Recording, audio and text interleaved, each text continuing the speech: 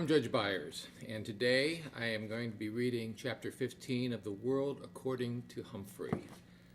Reading is something that is very important.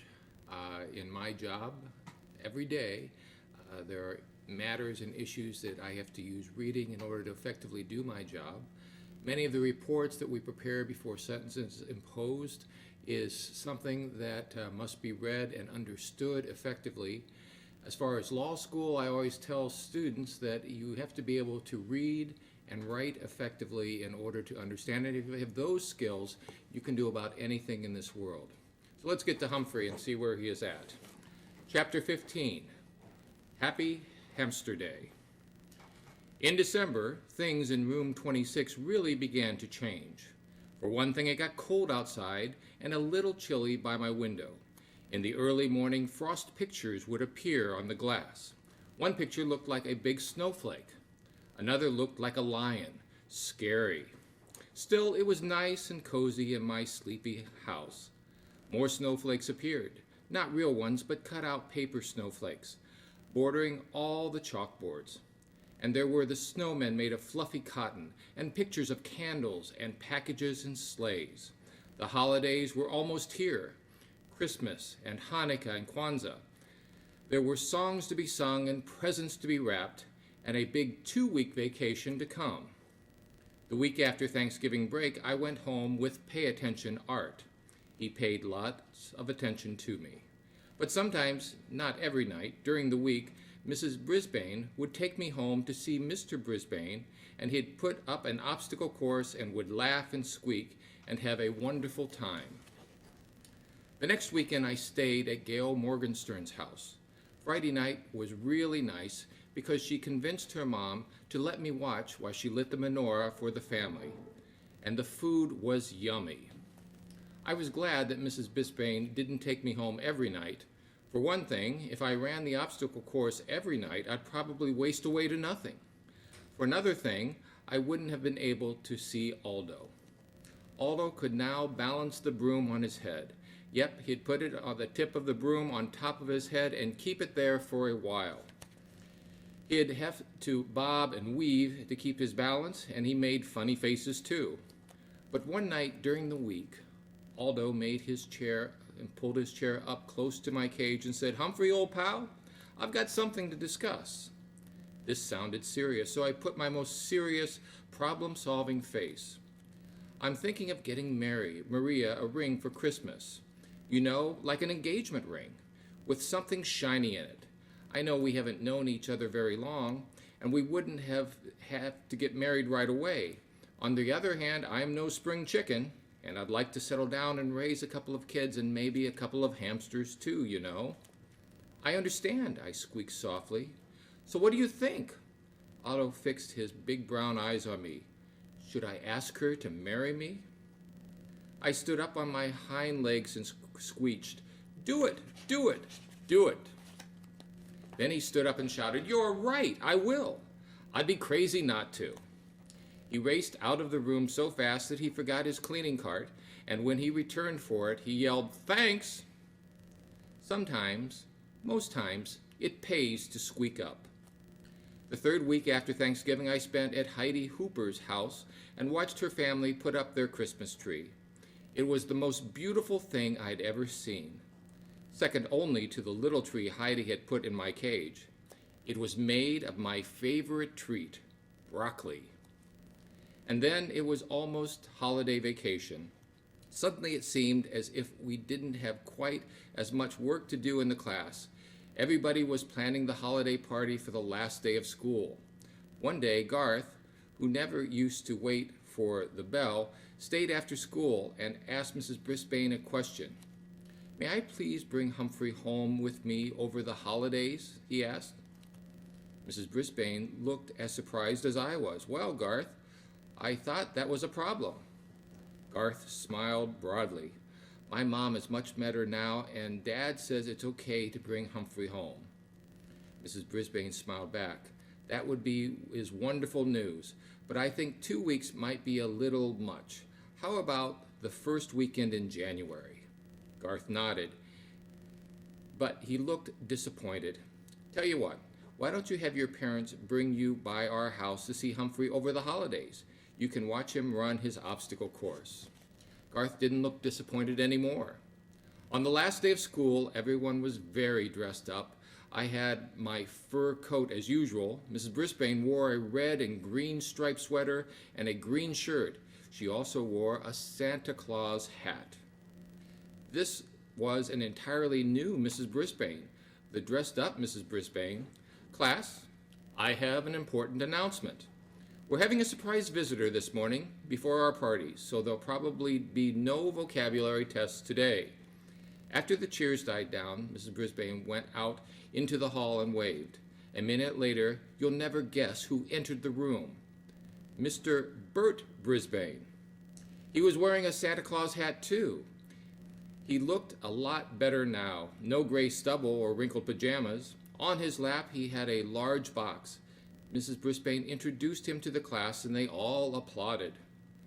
Then he told them that the surprise was actually for me. First, he pulled out something like my cage, only bigger. "This is my gift to Humphrey. This extension attaches to his cage and makes it bigger. Now you're all going to help me build Humphrey his holiday present, his very own playground." The kids squealed and giggled and clapped, and I couldn't hold back a big squeal of my own. I could keep my homey cage with its lock that doesn't lock, but I'd also have my own park to play in. Mrs. Brisbane gathered my classmates around the big table and explained his plans. Mrs. Brisbane unloaded the pieces. First, there was a seesaw, then a tree branch to swing from, and a big jungle gym and 2 ladders, one to climb and one to walk across. My. Saya held me while the other kids worked on my cage. She patted me gently and murmured comforting words. Meanwhile, Mr. Brisbane patiently instructed the children as they arranged the pieces. He even made sure everyone got a turn. Then Mr. Morales dropped by to see how things were going. He was wearing a tie that had a little Christmas tree lights that really lit up. He and Mrs. Brisbane stood behind the children, watching as the playground took shape. "Looks like Bert should be a teacher too," the principal told Mrs. Brisbane. "He already is," I heard Mrs. Brisbane respond. "He just started teaching arts and crafts to seniors and kids at the community center." "So he's made a new start," the principal said, "thanks to Humphrey." I believe those words were the best present I could ever have. "Guess what I got my kids for Christmas?" the principal asked. "A hamster. Maybe it's a present for me too, as well. I think my papa will enjoy it too." When Saya put me back into the cage, everyone watched as I raced to my new playground, climbed the jungle gym, made a leap to the branch, and jumped over the seesaw. Now I could have recess any time I wanted. Whoopee! Just then, the room mothers arrived with cupcakes and juice. While they passed the food out, Saya and Miranda slipped quietly out of the room. A little while later, Mrs. Brisbane announced that she had another surprise, gifts for the class. The door opened, and in came Mariah and Saya, wearing red dresses trimmed with white fur, not real fur like mine, and white fur hats. They each had a basket filled with small presents, and they danced around the room singing a song about the wonders of winter while they passed out the gifts. When the kids opened their packages, they found a keychain with a small furry toy hamster attached. The hamsters came in all colors: red, green, purple, gold, silver. Nice. The room mothers presented Mrs. Brisbane with a gift, a pair of red earrings, which she put on right away. I already thought that it was a perfect day, but it wasn't really quite perfect until Mr. Morales peeked out into the hall and announced that he had a big surprise. I wasn't sure we could stand any more surprises. And then she walked in. The biggest surprise I could imagine. Mrs. Mack was back. She was wearing a long flowered shirt and a bright red blouse, and she had a butterfly in her hair, not a real one, of course. She also had a huge canvas bag with her. Remember me? She asked with a huge smile. My classmates were thrilled, and they all rushed to her side. I was so surprised. I was positively squeakless. Mrs. Brisbane made everyone sit down again and asked Mrs. Mack, of course she insisted on calling her Mrs. McNamara, about her travels. Mrs. Mack told us about the rainforest and teaching in a school in Brazil. Then she opened her bag and took out a stack of holiday cards. Her Brazilian students had made a card for each child in room 26. While my classmates were sharing their cards with one another, Mrs. Mack came over to see me at last. Well, I see by your cage that you've done very well by yourself, she said with a smile. And here I thought you'd be pining away for me.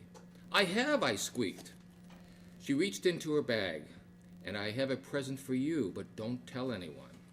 She pulled out a brand new tiny notebook with blank pages, lots of them, and a new tiny pencil with a very sharp point. I thought you might need this. Then she tucked it behind my mirror.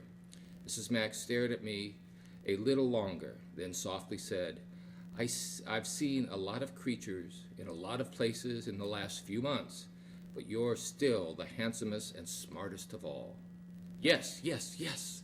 And don't worry, I'll be back to see you again. She was still the same wonderful Mrs. Mack. I'd follow her to the ends of the earth, I thought, or at least to Brazil. But then it hit me. As much as I love her, she loves me. Mrs. Mack doesn't need me, not as much as the Brisbanes and my classmates and their families do. Maybe that's what Mrs. Mack was thinking of when she left me in room 26. This is where I belong. All too soon the bell rang. School was over for the day. School was over for the rest of the year. My head was reeling from all of the surprises and excitement as we headed out to the car. In the parking lot, Aldo raced over to greet us and wished us happy holidays. He had come to pick up Richie. I hope that you all have a very happy holiday, Mrs. Brisbane told Aldo. Aldo grinned until his huge mustache shook like Santa's tummy. I'm sure I will. You see, I just got engaged. I'm going to get married. Yahoo! I squeaked with delight. Aldo leaned towards me. Thanks, my friend. That night at the Brisbane's house, there was one more surprise. The doorbell rang, and a very tall, good-looking young man appeared. He was wearing a Santa Claus hat, but he wasn't Santa Claus. He was Jason, the Brisbane's son. He'd come all the way from Tokyo to surprise his parents. They were so happy to see him. They both cried just a little. I almost cried too. Soon the house was filled with friends and neighbors, and Mrs. Brisbane played the piano while everyone sang carols and drank hot cider. I nibbled on raw apples and squeaked along. Later that night, when the house was quiet, I thought about all I'd done in the months since I had left Petorama. I didn't know anything about the world then, but I've sure learned a lot. I can read and write, and I know all the state capitals. Just ask me one. I learned that you should never, ever turn your back on a dog, and that it's a good idea to turn off the TV once in a while. I found out kids have problems, and so do teachers and principals. Sometimes all people need a little encouragement. Most of all, I learned that one small hamster really can make a difference. I decided to write down some of the things I've learned from my adventures, but there was just one more line left in my first notebook. So I thought, and then I scribbled down exactly what it was that I was feeling in my hamster heart. Joy, joy, joy to the whole wide world, and that includes you. Signed, Humphrey.